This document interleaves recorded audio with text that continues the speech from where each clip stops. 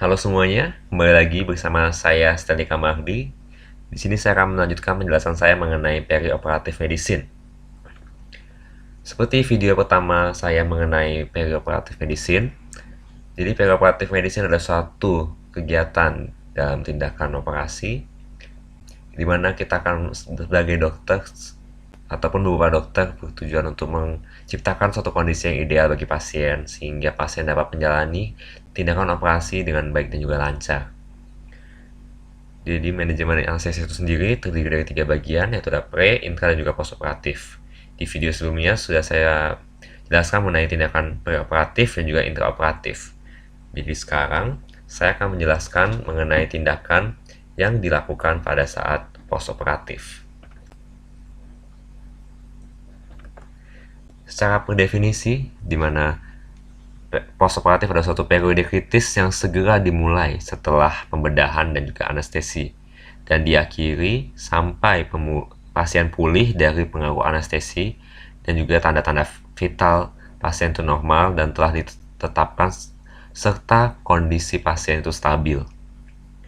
Di mana durasi perawatan postoperatif itu tergantung dari kondisi kesehatan pasien sebelum operasi atau kondisinya sudah kita nilai pada teknik preoperatif, serta juga tipe operasi hingga dari teknik operasi itu sendiri yang memiliki peran dalam durasi perawatan postoperatif.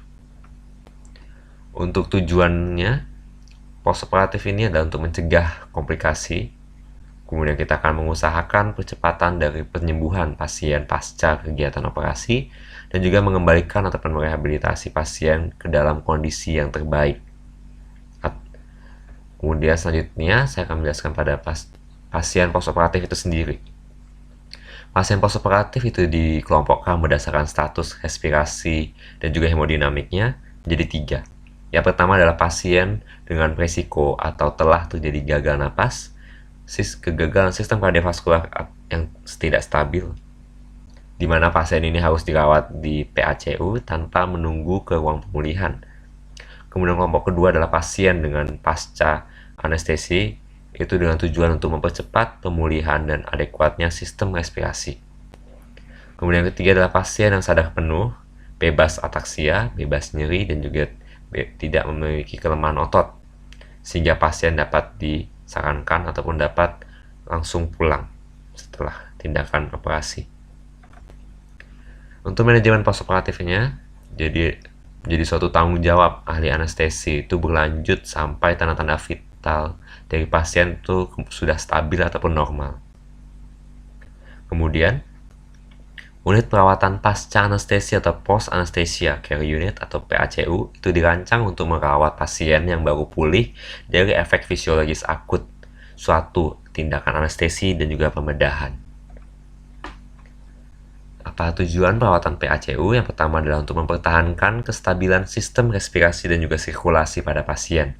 Kita juga memantau perdarahan pada luka operasi, mengatasi ataupun juga mengobati masalah, khususnya pada masalah nyeri, yaitu pada pasca tindakan bedah. Dan kemudian kita juga bertujuan untuk memantau secara kontinu atau secara berlanjutan, serta mengobati secara cepat dan tepat masalah yang dihadapi oleh pasien, khususnya pada respirasi dan juga sirkulasi. Berikut adalah peralatan standar yang disediakan ataupun yang harus ada pada PACU. Pertama adalah oksigenasi, stetoskop, alat-alat untuk mengoksigenasi seperti face mask, kemudian ada alat resusitasi seperti ambu bag, kemudian oral airway seperti oropharyngeal airway ataupun nasopharyngeal airway, suction, dan juga alat lainnya yang berfungsi untuk mengembalikan ataupun mempertahankan sistem sirkulasi dan juga respirasi. Kemudian saya akan menjelaskan berikutnya mengenai tahap-tahap pemulihan pada pasien, yaitu ada 3, ada fase 1 atau early recovery, kedua intermediate, and 3 itu adalah fase late. Pertama, saya akan menjelaskan mengenai fase 1 atau early recovery. Interval waktu itunya dimulai dari dihentikannya obat anestesi agar pasien bangun hingga kembalinya refleks pada pasien. Selama fase ini, pasien itu dirawat di PACU atau Post Anesthesia Care Unit, Kita menggunakan skor Stewart dan Alderete itu untuk menilai kondisi pasien sehingga dapat dipindahkan ke ruang pemulihan atau menuju ke fase kedua. Fase kedua atau intermediate recovery itu adalah di mana pasien sudah dapat memulai ambulasi ataupun berjalan, meminum cairan, miksi atau berkemih, dan juga bersiap-siap untuk dapat dipulangkan. Serta dapat digunakan kuesioner Post Anesthesia Discharge Scoring System atau PADSS untuk menilai pemulihan pasien.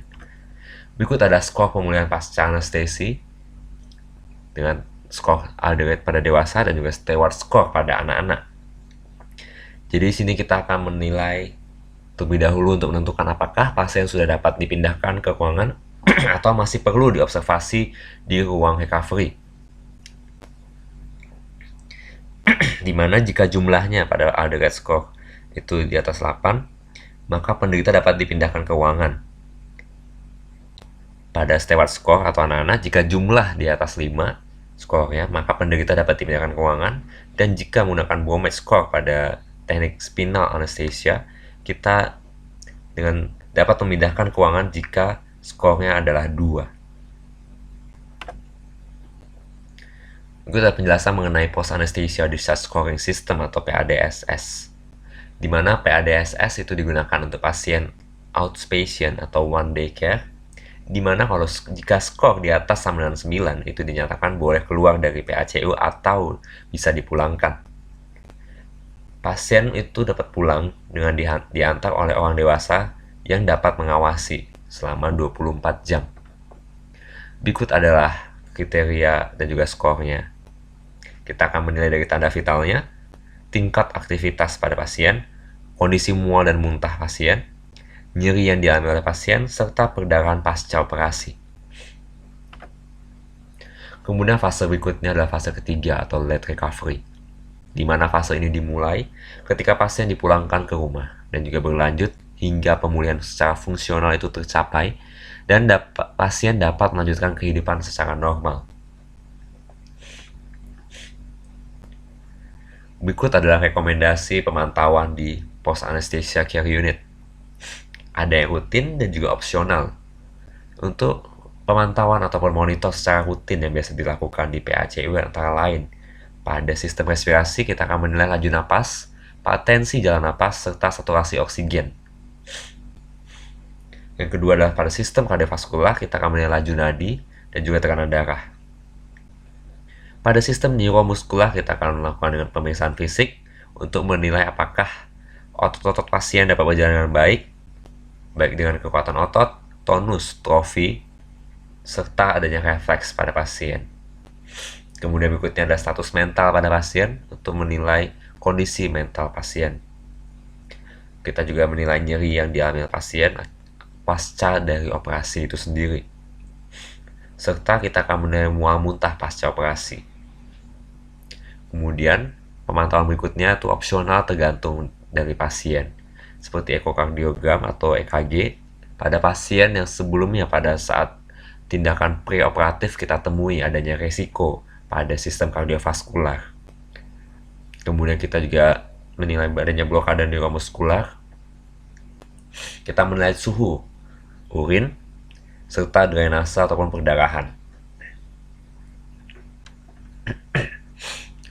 Berikut adalah gangguan yang kita sering temui pada Post Anesthesia Care Unit, seperti adanya obstruksi jalan napas atas, hipoksemia arterial, hipoventilasi, hipotensi ataupun hipertensi, gangguan irama jantung atau disritmia, oligouria, perdarahan, penurunan suhu tubuh, delirium, kesadaran ataupun bangun pasien terlambat, mual muntah pasca operasi, dan juga nyeri pasca operasi. Di sini saya akan menjelaskan mengenai pemulangan pasien. Lamanya waktu pasien post anestesi di ruang pemulihan itu bervariasi, tergantung dari tindakan operasi yang dilakukan ataupun dilalui oleh pasien. Lama minimal pasien yang dirawat di ruang pemulihan umumnya adalah selama 30 menit. Berikut adalah kriteria pasien itu dapat dipulangkan, yaitu yang pertama adalah pasien sadar penuh dan dapat mempertahankan jalan napas, atau dapat kita lihat dengan napasnya secara mandiri ataupun adekuat. Kemudian pada sistem kardiovaskularnya stabil, jika ada pendarahan maka pendarahannya harus minimal. Kemudian kita sudah nyerinya kita tangani secara adekuat, serta suhu tubuh pasien itu hangat. Berikut adalah kriteria pulang pada one day care surgery, di mana pasien sadar baik dan juga orientasi terhadap orang, tempat, dan waktu pada pasien itu baik. Tanda-tanda vital pasien baik, kemudian pasien dapat mobilisasi dengan baik. Pasien juga tidak muntah dan juga tidak mengalami dehidrasi. Pasien juga dapat minum air dan juga minum obat secara mandiri ataupun per oral. Kemudian pendarahan dan juga drain itu minimal di tempat operasi, serta tidak memiliki ataupun mengurangi kecil resiko terjadinya retensi urin. Berikut adalah kriteria pemulangan pasien setelah anestesi regional, di mana kita harus memastikan bahwa sensasi perianal itu normal. Ini adalah sesuai dengan lokasi ataupun tingkatan level dari medula spinalis tingkat S4, S5. Kemudian pasien mampu melakukan plantar fleksi pada kaki. Kemudian kita pastikan pasien dapat mengenali ataupun mengetahui ibu jari kaki ataupun menilai proprioseptif dari pasien. Kemudian kita akan menilai tekanan darah pasien saat berdiri dan duduk, di mana hasilnya adalah normal. Sehingga jika semua ini terpenuhi, maka pasien dapat dipulangkan. Berikut adalah komplikasi yang dapat terjadi pada postoperatif. Itu adalah hipoksemia, hipotensi, hipertensi, dan juga mual muntah. Yang pertama adalah komplikasi hipoksemia, di mana keberadaan sianosis itu sangat tidak sensitif.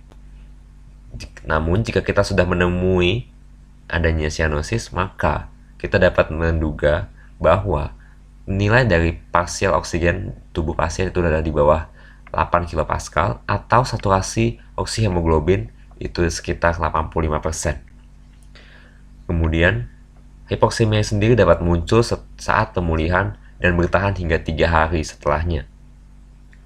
Hiposekmia juga dapat disebabkan akibatnya hipoventilasi alveolar, ketidaksesuaian antara ventilasi perfusi di dalam paru, hipoksi difusi, defek fungsi paru, serta akibat penurunan kadar oksigen terinspirasi.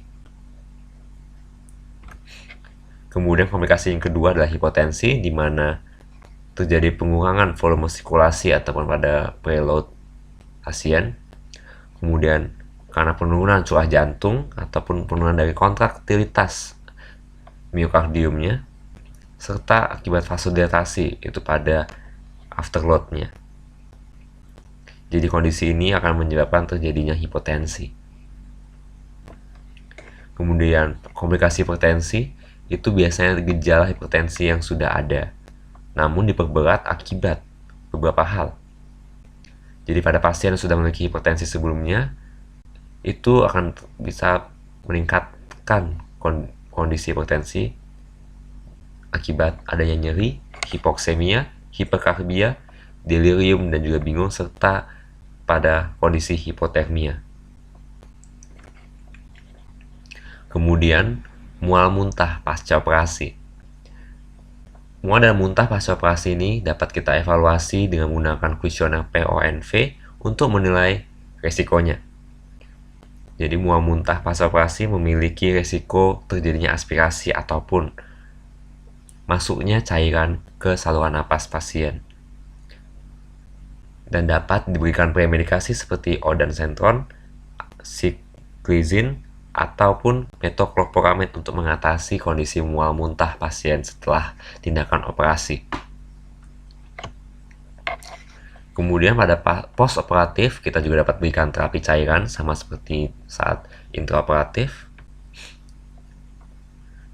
Di sini berkurangnya cairan dalam tubuh dapat disebabkan oleh beberapa hal, yaitu adalah akibat perdarahan, akibat pembedahan ataupun setelah operasi, kemudian akibat kondisi puasa sebelum operasi, kemudian respon dari stres pada tubuh pasien, serta adanya akumulasi cairan antara ruang interstisial dan juga plasma. Kondisi ini akan dapat menyebabkan terjadinya turunnya cairan dalam tubuh sehingga diperlukan terapi cairan intravenus pada saat postoperatif. Kemudian pada postoperatif kita juga dapat memberikan analgesia ataupun tata laksana nyeri. Tata laksana nyeri postoperatif yang tidak efektif itu dapat menghambat penyembuhan dari pasien.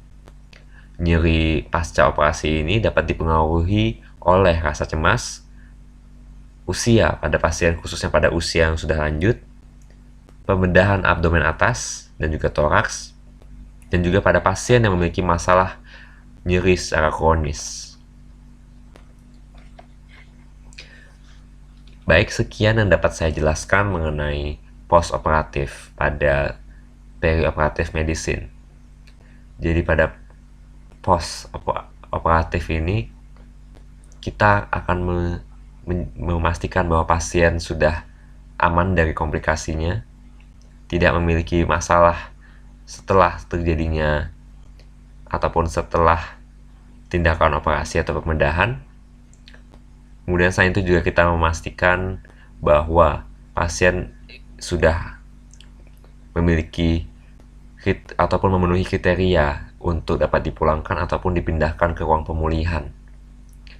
Dan kita harus memastikan bahwa pada pasien tidak memiliki resiko yang akan membuat terjadinya lama ataupun penambahan lama rawat inap pada pasien yang akan memperberat dari kondisi keluarga pasien.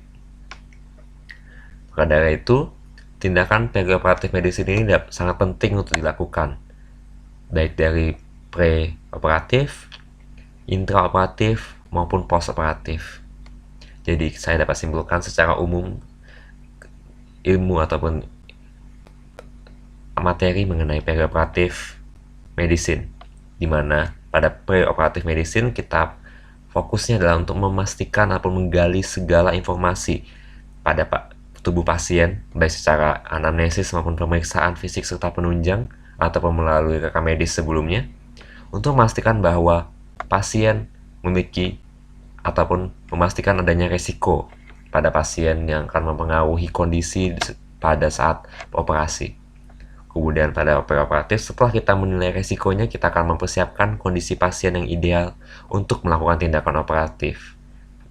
Jadi kita dapat menyarankan teknik operasi yang sesuai untuk pasien.